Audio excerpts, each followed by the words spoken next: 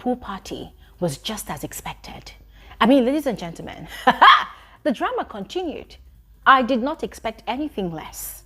And biggest DRC combo surely delivered.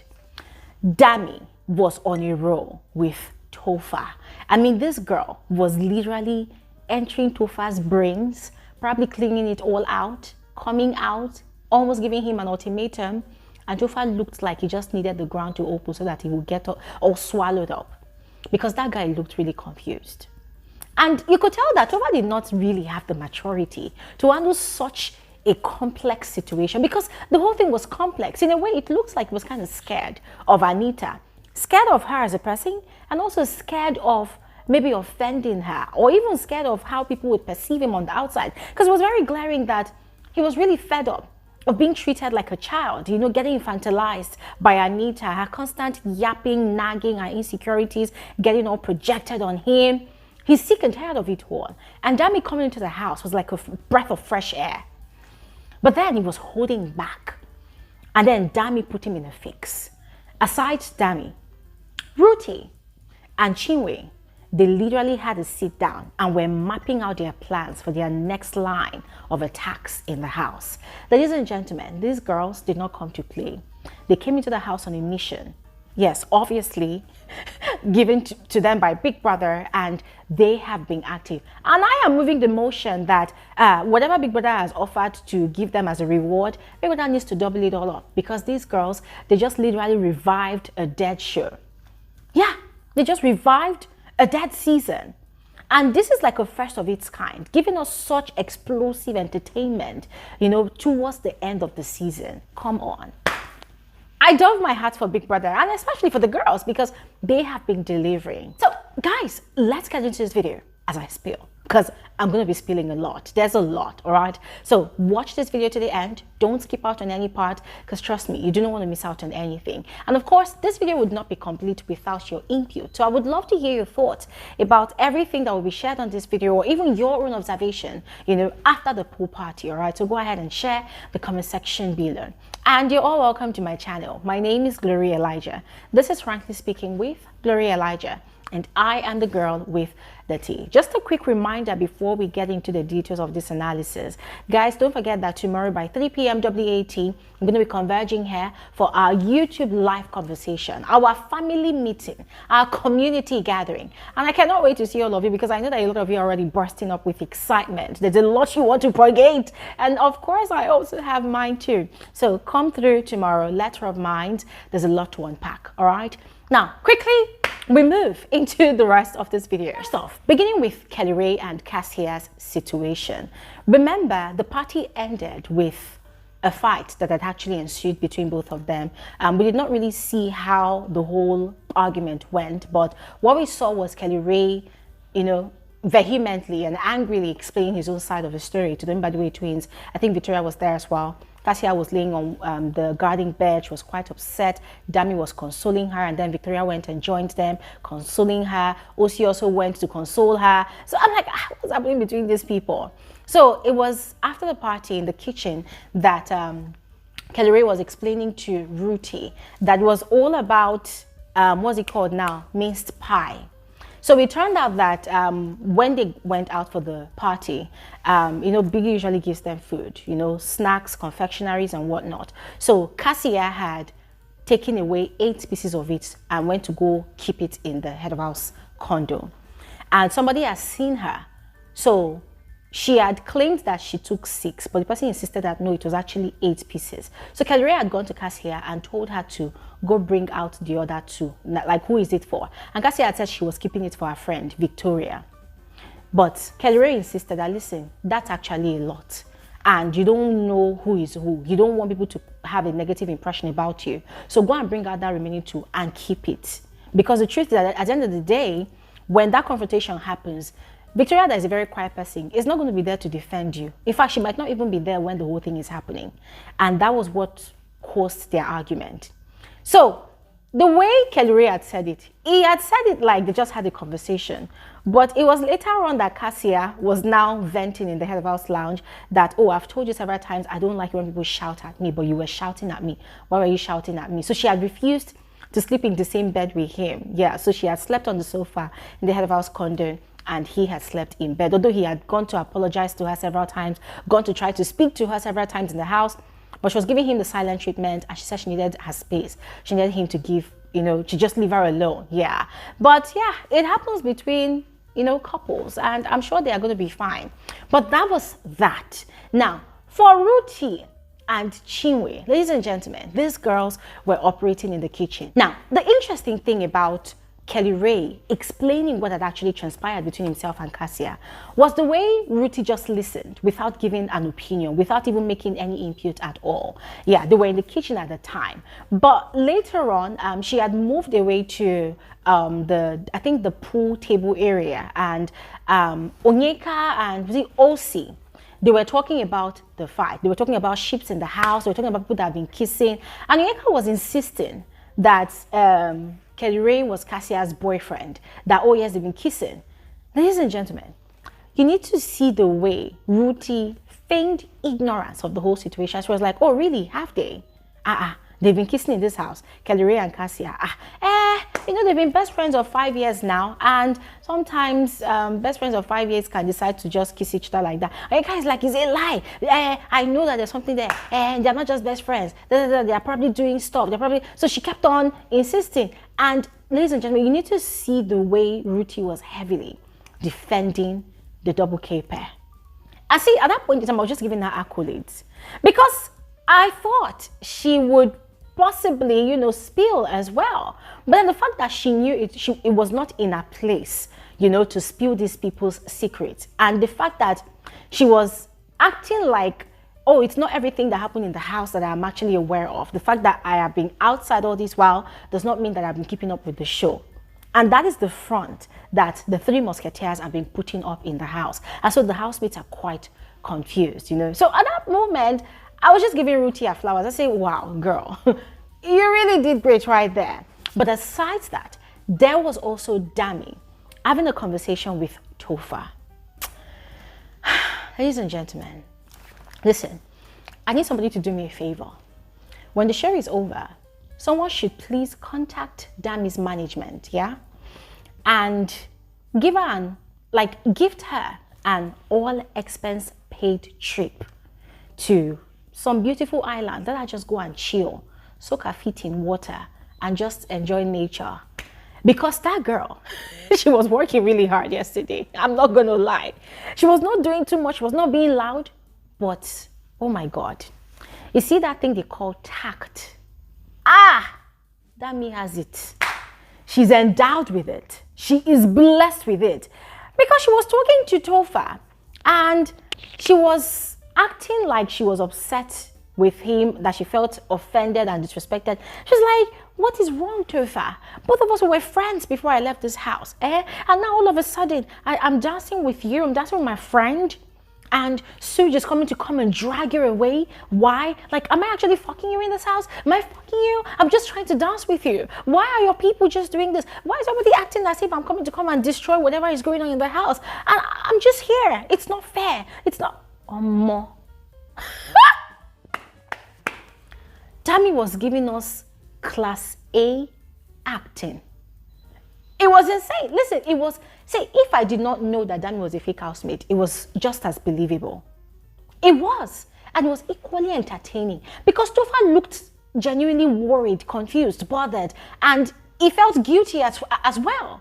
Because he was like, now you know the situation. I'm sure you know that Anita and I were a thing now. I'm just trying to consider our feelings. And I was like, well, me and her were G's. But she should also remember that before her, I was there, and you're my friend. So I should be able to dance with you. I should be able to talk to you. But why are they treating me like that? It's not fair. It's not fair that she was down coffee. And Tofa was like, oh, are you okay? Are you okay? She was like, leave me alone. I'm fine. You don't even care anyways. And he was like, I'm going to go get you water. I said, don't get me water, please. I'm fine. Tofa ran to go and get water. And Dami was like this. I said, chai, coughing in bouginess.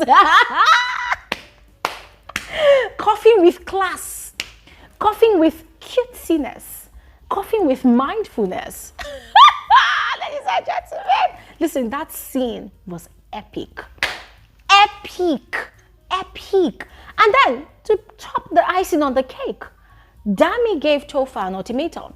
She said, look, I don't want all the disrespect. So right now, I'm asking you, do you want me to stop talking to you or not?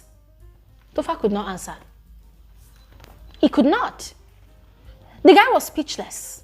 He could not choose. She kept on pressing him. She was like, no, you just have to tell me because I don't want all this disrespect anymore. If you don't want me to talk to you anymore, I'm going to give you space. So just tell me, do you want me to talk to you or not? So that I will just know that, okay, fine, I'm not talking to you anymore in this house. Do you want me to move? Do you want me to stop coming?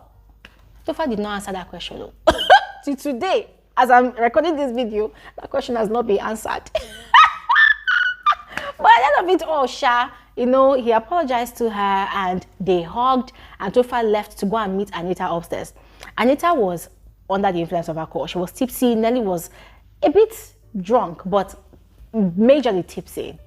And those ones were acting drama upstairs, you know. Anita was like, she doesn't want to go downstairs because if she sees anything, she opens her mouth. It's not going to be funny. It's going to be violence. Nelly too. They were, you know, attacking the AC spare. That CEO, that was how they were on their own. No. So just the one that came and said, step into my office. And ever since then, it's been one drama or the other. This was just, it was hilarious. I mean, you could tell that the girls were upset and they were also feeling insecure. It was very glaring. And so Anita had gone into one of the bedrooms where there was Onyeka, there was Wanni, and that was where Wanni was. Nobody asked her. She was just like, Rhuthee is looking for a reaction. I'm not going to react. I'm not going to give her any reaction. Girls, I'm on my period. I'm on my period. So she expects me to, you know, to go and fight. I'm not going to fight. I'm not going to fight. And then that was when she now said that if Rhuthee wants her to fight, then Rhuthee has to come and lick her vagina and then drink her period blood before she's going to give her any response. That she cannot be fighting with an evicted housemate. All of them, they were on a roll. They were talking. Tofa was there as well, I remember. Tofa was there as well. And the whole talk was so disgusting to Tofa. Tofa was like, I beg, he's coming. Because he was going to go and meet Anita to go and settle quarrel again. But then all that talk of somebody drinking somebody's vaginal waste, it was so disgusting for him. The guy was like, Anita, please, I'll see you back in 30 minutes. And then the guy... Now, whilst that conversation was going on upstairs, Rhuthee and Chinwe, they were in the kitchen. They were having their own conversation, which was no ordinary conversation. It was a deliberation session, a strategic session on how they were going to execute their plan, their mission in the house. Now, they were speaking about their observations. They have observed that the housemates are scared and they are all walking on eggshells. They are all tiptoeing around them. They are avoiding them. They don't want to catch any stray bullets. They don't want to react. They don't want to do that. So Chinwe was actually telling Rhuthee that, listen, for her, she knows what she's going to do. She's going to just chill. And then she will allow them walk into her trap one by one. That the way she's going to do it, they would think maybe she has calmed down, but she's not piping down for anything. But it's all it takes is just one stray comment. If they just make any mistake, to make any stray comment, boom, she will amplify it. And that is her strategy. Rhuthee, on the other hand, was saying that her own strategy is food, though. That it looks like everybody has shared food in this house. So anywhere she sees food in this house, she will eat it. And she's waiting for anybody that will come and confront her if they think their head is in the right place. That in fact, Wanni's food is the one she's looking for especially. Now she has heard that, oh, they shared food and Wanni's on, she'll go and eat it. She's waiting for them to come to her. That she's going to deal with them, that in this house, she did not come to this house to come and stroke anybody's ego or to be chill with anybody. No, she came to terrorize them and she's going to deliver. See God. And like Chinwe was even talking about, you know, that her fight with Nelly. According to her, when she came into the house, she had no intentions of even having any altercation with Nelly. And that was why when they were all rejoicing and seeing each other, she had gone to Nelly actually. She had gone to hug Nelly and had said to Nelly, you still the vex for me. In other words, are you still upset with me? And Nelly had outrightly told her, please, I don't want to talk to you. Leave, I don't want to talk to you. And ladies and gentlemen, I had mentioned on the videos I put out yesterday that the moment those people walked into the house, Nelly was angry. She was already making declarations that if anybody comes close to her, she's going to fire the person, she's going to do this, she's going to do that. So I also mentioned that what even caused the fight, Nelly was the one that just, you know, drew the first attack. And that had really pissed Chinwe off because, truth be told, according to her, she had no intentions. But ladies and gentlemen, we know that there's already bad blood between these two people. Remember when Chinwe accused Nelly of stealing her gold? Remember when Chinwe called Nelly an armed robber? And we were all upset that Nelly did not react. She was acting like a coward. And then there's also the part that she also called Nelly an hanging bomb, that a bomb is a hanging bomb. Oh, and then the slut shaming. That one, Nelly is not even aware. So we know that there's going to be more drama after the show when Nelly comes out to find out that Chinwe had called her a pussypreneur. In other words, a prostitute disguising as a chef. She and Zion had actually described Nelly to be such. So ladies and gentlemen, there is a lot of bad blood between these people. And so Nelly was not happy at all to see Chinwe, hence the strike. And then that's fight between them that happened yesterday, you know. But Rhuthee was like, Nelly should go and sit down. Nelly is low budget Mercy Eke. They had called her that name earlier, but then they called her again. That Nelly is acting like, well, that she is a low budget Mercy Eke. Actually, I was like, no, don't call her that. Rhuthee was like, what should we call her? So no, she's an Ngbeke. In other words, she's a village girl. She's not exposed, but she's trying to act like she's exposed. Oh my goodness. Ladies and gentlemen, they finished Nelly. Like they shredded her to pieces. They shredded her to pieces. But the point is, that conversation they had in the kitchen, they already told us their mission. Their mission was to cause disruption in the house. So for them, the housemates should be prepared to feel the heat. Now, whilst that conversation was carrying on, Nelly was telling Kelly Ray upstairs that she's very disappointed in Topher. That if she was Topher, if she was a guy, that the right thing she would have done immediately Dami came into the house was she would have called the two girls to sit down, and then she would have reintroduced them to each other. And then she would have told Dami in front of Anita that, Dami, Anita is my girlfriend, so you need to respect her. You need to acknowledge that. I say, I mean, ladies and gentlemen, I found it hilarious. Because I'm like, in Big Brother's house. How? Where? But then I did not take Nelly serious because she was kind of drunk. Yeah, because she was unstable. She was very stable. Our movements were precarious. You know, she was not just herself. But then it was just a crazy evening overall, ladies and gentlemen. Rhuthee and Chinwe, they were alleging that, oh, they checked what's his name, Suj and Nelly's bed, and they found men's semen on, you know, on the pillow, meaning they possibly have been doing stuff beneath the sheets. And guys, they were just spreading the talks. Even when they were choosing a bed space, they were insisting that they wanted to sleep beside Nelly and Suj. I said, child, when you talk about being a bone in somebody's neck, that is what these girls are right now to Chinwe, or rather to Nelly. So ladies and gentlemen, the drama continued like that until the housemates went to bed. You know, it was just talks here and there. But I know that if these housemates are still in the house till Saturday, during the Saturday night bedu, the drama we saw during the pool party is just the beginning. There's going to be more drama. And also, it looks like they're going to be in the house for a long time. Because I saw their luggages. Their luggages are quite big. They've already chosen their own lockers and they started packing their things inside. So the housemates are like, they're not leaving. Their things are here. So there's panic in the house. But ladies and gentlemen, if you ask me, I will tell you that I'm having the time of my life this season. I am enjoying this drama. I'm enjoying the chaos. I'm enjoying the disruption. I'm sick and tired of the kumbaya. I'm sick and tired of seeing Topher and Anita reconcile 20 times a day. It is now draining. It is now distasteful. It is no longer entertaining. It is disgusting. And I'm pretty sure that that is why Biggie sent Dami into that house, you know, to give Topher some relief. Because if you ask me, Anita, yes, she looks beautiful, she's classy, but her attitude towards Topher is very, very disgusting. There was an incident that happened. Organizers released a tape, or rather a footage, I haven't talked about it yet, but I'm going to talk about it extensively, maybe on another video or during our YouTube live conversation on Saturday. So guys, that is all for this video. Go ahead, share your thoughts in the comment section below, and I'll see you all on another episode of Frankly Speaking with Brother Naija. Thanks for watching and have an amazing day. Bye.